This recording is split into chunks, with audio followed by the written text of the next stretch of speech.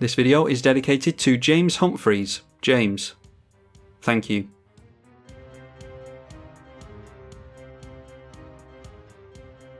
Lathril Blade of the Elves versus Kozilek Butcher of Truth, Krark the Thumbless partnered with Val Smasher the Fierce, and Kenrith the Returned King. Well, we've got a mana dork, so we can hopefully get our commander down on turn 3. Might go for Beast Whisperer first, but we'll keep that anyway. And we draw into Jiraga Warcaller on turn 1, so let's go for the Jiraga Tree Speaker first. And then we can level that up on turn 2 and have it tap down for 2 mana. All of my opponents just getting down tap lands, and we get into a swamp, which will help with the Necropotence if we want to play that. Let's throw down a Bayou with Polluted Delta.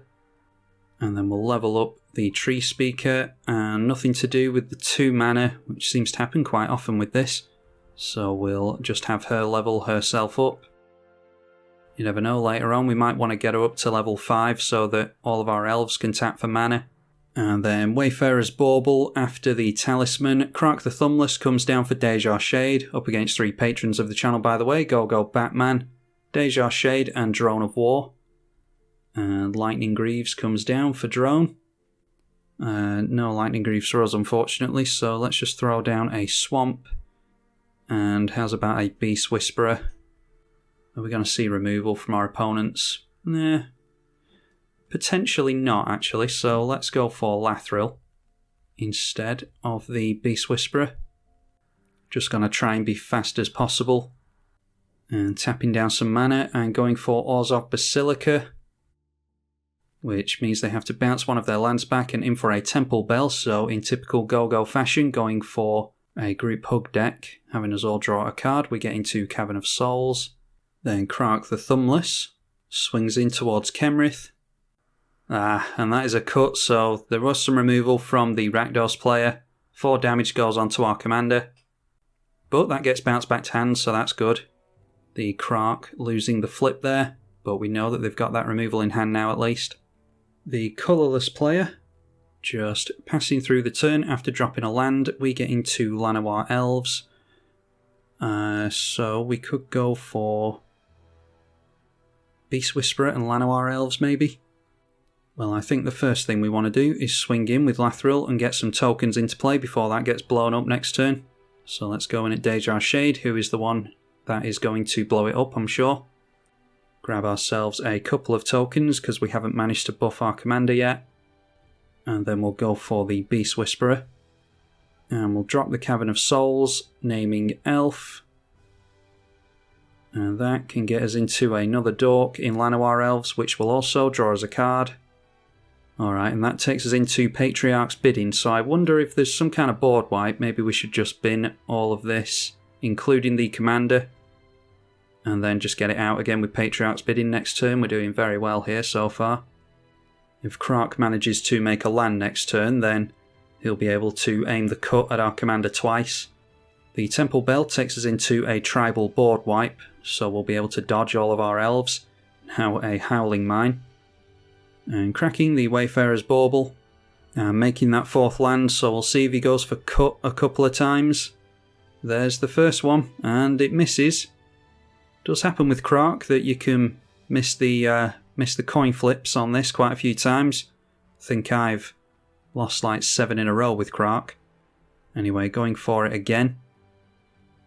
And it seems as though luck is on our side here, so it does seem as though we're going to be able to go off with the elves. Shade had some cards in hand at the end of the turn, so he's ended up discarding a Shadowblood Ridge at some point, and then giving up on the cut to ribbons. And the repeated reverberation has gone as well. I'm guessing he's still got spot removal in hand. Maybe he's just keeping hold of a board wipe. A Solemn Simulacrum from the Kozilek. Then putting Lightning Greaves onto the Kozilek. And it's through to our turn now, and we get into a land again, but we've got a chance to draw into something else thanks to the Howling Mine. That is another land, so let's drag a land out of our library with the Misty Rainforest. And then I think maybe setting up with Elderfang Venom for a board wipe would be good, because it'll deal some damage to each opponent. So we'll go for Elderfang Venom. And then we haven't seen much ramp from the Kozilek yet, so I think I'm just going to concentrate on going in at the Rakdos player, who's most likely to deal with our board. And just taking the damage there, so we'll get a couple more elf tokens. And then that means that we can tap this down, and we'll go for the Shaman of the Pack, which will be able to point some more damage at the Rakdos player. I did say that I wanted a quick one here, so I don't feel too bad about targeting one player. Shouldn't be playing at this time really, but trying to squeeze another one in. So we'll point that damage from the Shaman at our opponent. Go from 32 down to 23. And we've got Immaculate Magistrate now, so I was thinking about if we have to reanimate all of our elves, including the Jiraga Warcaller, this won't come down with any counters on it. But now that we've got Immaculate Magistrate, that won't be an issue for us. Don't feel as bad about throwing Jiraga Warcaller into a board wipe now. And we each drew a card again with the Temple Bell. Everyone drawing a bunch of cards, so if anyone's got a board wipe, they ought to be able to get into it. Everflowing Chalice from Gogo. And then a Bribery going on to Drone of War. So I dare say an Eldrazi is coming into play here. A lot of the Eldrazi only have cast effects though, so maybe it's just Annihilator that we have to worry about. Okay, just going for a Wormcoil Engine, so that's not too bad. Now let's see what Deja Shade has for us with all this card draw. Up to 10 cards in hand at the beginning of the turn.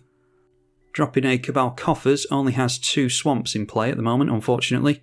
And there is a Blasphemous Act. He has 2 more chances to get that off, assuming that this one doesn't hit. Alright, but it does hit, so I think we're going to put our commander in the bin here. So Lathril stays in the bin, ready to be reanimated, and then Elderfang Venom will drain everyone. The Wormcoil Engine will get some tokens into play, which can be taken out with the Kindred Dominance if we want to. And then the Solemn Simulacrum will draw a card, and the actual Blasphemous Act will resolve. Oh, and that actually gets rid of the Worm token, so that's good. Then 3 mana left up takes him into Vile Smasher the Fierce. First piece of ramp we've seen from Kozilek, Golem's Eye, taps down for 2 colourless. And we're getting dangerously close towards Kozilek, Butcher of Truth at this point. There is a Force Field. The next time an unblocked creature of your choice would deal damage to you this turn, prevent all but one of it. So we're going to have to concentrate on Aristocrats, I think, in this game. Comet Storm was discarded to hand size here, by the way, and a Waste was discarded here. Okay, Priest of Titania is good. And Blackblade Reforged is good if we can keep our commander in play as well. So let's throw down a Swamp and we'll go for the Patriarch's Bidding. What creatures are going to come back here? I think it's just a Wormcoil Engine that comes back under Kozilek's control. Yeah, I'm guessing it's going to be Worm that is named here. We obviously name Elf to Patriarch's Bidding. And that will trigger Shaman of the Pack. I'm going to continue to target the Rakdos player because there's probably still more removal there. And then we... if we had haste, it would be good to get down the Jiraga Warcaller and then put some Swiftfoot Boots on the Magistrate next turn, but yeah, there's not much point in running out Jiraga Warcaller here. I left out Concordant Crossroads from this list because I wasn't too sure that I'd rely on it in order to have all the tokens have haste. But in situations like this, I suppose it is good to give your entire team haste in an aggro deck, which this is. So yeah, probably will put Concordant Crossroads in the deck. We'll discard a Forest to hand size. Thought I could rely on Swiftfoot Boots and Greaves and the 1000 Year Elixir, but I don't think we can entirely. I think even more haste is always good in a deck like this. We draw into Nadia, Agent of the Dusknell. And then it is a Phyrexian Metamorph. And the Phyrexian Metamorph comes down as a copy of Wormcoil Engine. Not sure if this is a clone deck. Everyone's running clone decks recently. Talisman of Curiosity. Oh, and that's a pet card of mine, Alhamret's Archive. Which should be really good with his commander, which has a means of drawing cards built into it. And then Wormcoil Engine will gain them 12 points of life for each full bit of damage it deals. Now then, let's see what Shade has for us. Vial Smasher just holding up some mana and passing through the turn seemingly. Vial Smasher going through to the second main and with 5 mana going for a Gilded Lotus. That is 5 damage to a random player, not sure who it was, that went by really fast. And then Talisman of Indulgence down to 7 cards in hand. Can tap down Cabal Coffers for 3 mana here, but instead, well, that's a good one, Krark's Thumb. So just need to get Krark back into play at this point. But we may well be able to take them out next turn. We need to dodge some Eldrazi on the way though. Don't know if we're going to see the Kozilek come into play here. Ugin the Ineffable, that is probably going on to our commander, so this is where we start to really miss the haste. Yep, goes onto our commander. That will still trigger the Elderfang Venom, so we'll drain each of our opponents for 1. We will put that back in the command zone. Sword of the Animist comes down and they can equip that onto the Wormcoil Engine if they want to. They're going to have to swing in with it if they want to get the land out though, which means they're leaving their Ugin open. Lightning Greaves goes on there to protect it. And deciding against swinging in, so it's round to our turn. Something hasty would be really good here. Alright, Nadia's Nightblade don't actually have any means of making any tokens at this point, so let's throw down Command Tower. Might as well level up Jiraga Tree Speaker, because it can just pay for itself immediately. And are we just playing into a board wipe again at this point? Yeah, we can always just rely on our commander and Blackblade Reforged after a board wipe, so let's go for the Priest of Titania. And that will draw us a card with the Beast Whisperer. Oh, and there's Lightning Greaves, excellent. Okay, so in that case we go Lightning Greaves onto the Priest of Titania, and then we can get down the Immaculate Magistrate, I think, and draw a card again. Then we'll tap down Priest of Titania for 6 mana, and we might as well get down the Elvish Mystic because we're going to pay 5 in total for Jiraga Warcaller. Wirewood Lodge is another really good one. The Beast Whisperer doing a lot of work for us here. Kicking the Jiraga Warcaller twice, and again drawing a card. Toski is good for drawing us cards as well. So we're going to respond very well to a board wipe here. Let's put haste on the Immaculate Magistrate, dump a bunch of plus counters on the Jiraga, which buffs all of our stuff up really big. And then we'll put haste on the Jiraga so that that can swing in. I think we need to get rid of a player here at this point, so let's go. Yeah, we'll just swing 2 in at Deja Shade, I think. Might as well swing this in over at Deja Shade as well, just in case someone interferes. Being the aggro player, we need to get rid of players whenever we're able to. And there we are, taking one player out. Apologies to Deja Shade for bullying him there. Like I said, I want to get into a quick game here, and also he is the best one for getting rid of all of our stuff, so I fancy our odds here. We'll leave the Shroud on the Jiraga Warcaller. And then why don't we just discard Necropotence? I don't think we need it. We each draw a card, and we get into Elvish Champion. Haven't seen a forest over here yet, unfortunately, but I'm sure it's just a matter of time before a forest is dropped over here. Kenrith the Returned King. Talisman of Progress. And then the Wormcoil Engine comes swinging in towards us. We can take a hit for 6, that's no problem. Then it's round to Kozilek's turn. And for Steel Hellkite with haste. I mean, they can only get rid of. They probably name 1 mana creatures so that they can get rid of more stuff. They get rid of a couple of Dorks. and the Jaraga Warcaller. Argument to be made for saying 2 to that though, because Priest of Titania is making us a lot of mana. Is it just creatures it gets rid of? It's non-land permanents, so they could also get rid of Lightning Greaves as well as the Priest of Titania. It's a tough spot for them to be in here. Anyway, swinging in at us, as you would expect. Swinging in at us with both of those. Just going to take the hit from both of them. And we go down to 30. So what do they name here? Okay, going for X is 4, so... yeah, I mean, like I said, they're between a rock and a hard place here. That gets rid of the Immaculate Magistrate, the Elder Fang Venom, and the Beast Whisperer. I think I might have gone for 2 there, because they'll be seeing our commander next turn, and we're going to have haste on it. But then again, we could have piled plus counters onto our commander, so yeah, I mean, what do you do there? I think I definitely would have gotten rid of mana and haste, though, for 2. But it's hard to argue against them going for 4. So 2 of our creatures go down, we drain them all for 2. So I think it's going to be a case of relying on this for the aristocrat stuff at this point. Makes it really difficult for them to wipe the board on us if we've got a bunch of tokens in play. And then Ugin going for the plus. So they get a Spirit into play, that is some card advantage when that is removed from play. And a Swiftfoot Boots goes onto the Spirit, probably in an attempt to protect their Ugin. Alright, so we draw into another land, we get Throne of the God Pharaoh, that's really going to help us. I think we want the Wirewood Lodge for the Priest of Titania. And we're going for our commander here, I would think. Then we'll put haste on our Lathril, or attempt to anyway. Gogo's passing through the turns really quickly, so I don't think he has any means of removing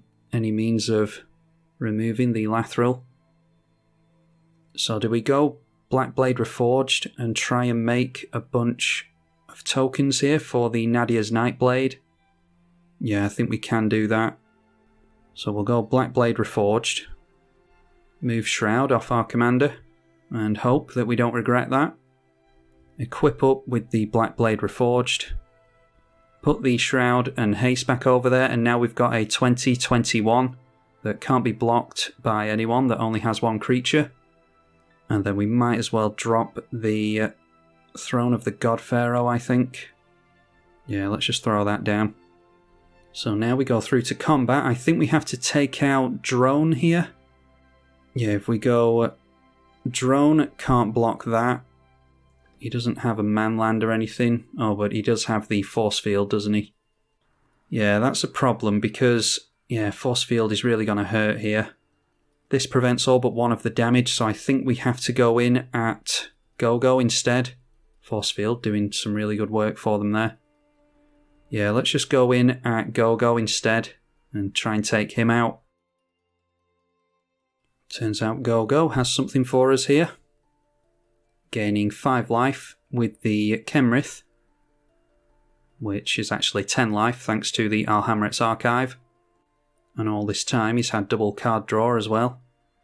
Gaining 5 life again, so gaining 20 life for only, what was that, 6 mana? Yeah, 20 life for 6 mana is pretty good. Then blocking the Shaman with the Kemrith. Alright, there we go, managed to take Gogo down exactly. Didn't think we had that much damage. I was debating whether or not to swing in with the Mana Dorks, and I'm glad I did now. So Lathril will trigger, and we will get 20 elf tokens here. Okay, so now I think we untap the Priest of Titania. If we had Seedball Muse or something like that, then I would have untapped here and just gone for the attempt at 30 points of damage. But as it stands, we'll go for this instead. Let's throw down the Toski. That's indestructible, so I'm not too worried about board wipes with that. And then we will get down Nadia's Nightblade, which is going to be an aristocrat effect for all these tokens. Get the Lightning Greaves onto that to protect it, because that's our means out of this, I think. And then we'll get down Nadia, Agent of the Dustnell as well. Don't have a sack outlet in this deck, I just want to see how the deck does without it. But this is... oh, it's not the plus counters it cares about, it's its power. So, yeah, thanks to this thing, we are going to be able to get a bunch of tokens in play, even after a board wipe. Not going to play out the Elvish Champion, one, because we might want to do something after a board wipe. Well, we obviously will want to play out things after a board wipe, but also that will give a buff on all of our tokens, and we might draw into a Skull Clamp to refill our hand. So just putting the Black Blade onto this to give us even more tokens on a board wipe. Might as well level up the Jiraga with the floating mana, and that will make all of our elves tap for mana once that gets to level 5. What is it on now? Level 3, so we'll do it a couple more times. Yeah, so there we go, level 5. All of our elves are going to tap for a couple of mana if we need them to. So I think that's that here. Deal a bunch more damage from the Throne of the God Pharaoh. We could have tapped down... maybe could have done that differently. If we untapped this and then tapped it down again, that would have been 10 more creatures that would have been tapped down. We would have already dealt 10 to them, and then we would have dealt a further 10 with Throne of the God Pharaoh. So I still don't think it would have taken them out, but it would have gotten them closer. Plussing with the Ugin, getting another spirit into play. I'm not sure what they do here. I mean, if they go Steel Hellkite, they can't go 0 to get rid of the Elf Warriors, because then we drain them out for a lot. They could name 3 to get rid of the Nadia's Blackblade with the Steel Hellkite. Yeah, not sure what they do here. Anyway, casting the Kozilek, Butcher of Truth, draws them some cards. Soul Guide Lantern gets rid of our graveyard. We've already used our Patriarch's Bidding, fortunately. Oh, getting rid of the Immaculate Magistrate. I thought they'd exile all the cards there. Getting rid of Immaculate Magistrate first. And then going for the card draw on it instead of exiling everything from the graveyard. We do have one Mass Reanimation spell left, and it's the one with... I forget what the name of the ability is, but I'll put it up on the screen. It's from the new set. Alright, some life gain here in the form of Shadow Spear. Haste going on to Kozilek. And back onto the Steel Hellkite, so I'm guessing they want to equip the Shadow Spear. Yeah. Now if they swing in with this, it is Annihilator, so we'll be able to sacrifice some elf tokens, which will drain them a little bit. Swinging in with Steel Hellkite, the Wormcoil Engine, and the Kozilek. Sword of the Animist triggers. And then we can sacrifice some stuff. Let's just get rid of some Elf Warriors, which will trigger both Nadia of the Dust Knell and Nadia's Blackblade. So we go back up to 36. Our opponent goes down to 18. They're about to gain a bunch of life, though.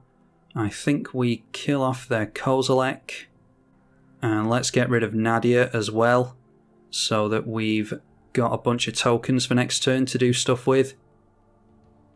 Yeah, that'll do. So Kozilek goes down. They can shuffle that into their library if they want to. I doubt they will. Wormcoil Engine gets them the tokens. We drain them for 1 with Nadia. And then... oh, I actually put the triggers on the stack in the wrong order there. We could have had an extra elf token. Don't think it really matters at this point, though. Get 25 elf tokens, could have been 26. And now it's a case of abusing our commander, I think. So we go through to drawing a card. That is Wood Elves. Let's tap 10 untapped elves we control, which will drain our opponent for 10. Then we can use the Wirewood Lodge to untap it. And we'll do the same again, which takes them down to 17. Let's play the Woodland Cemetery.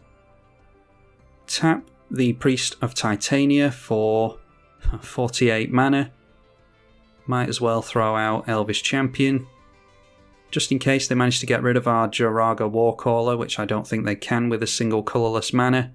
Won't play the Wood Elves because it's just more triggers on the stack.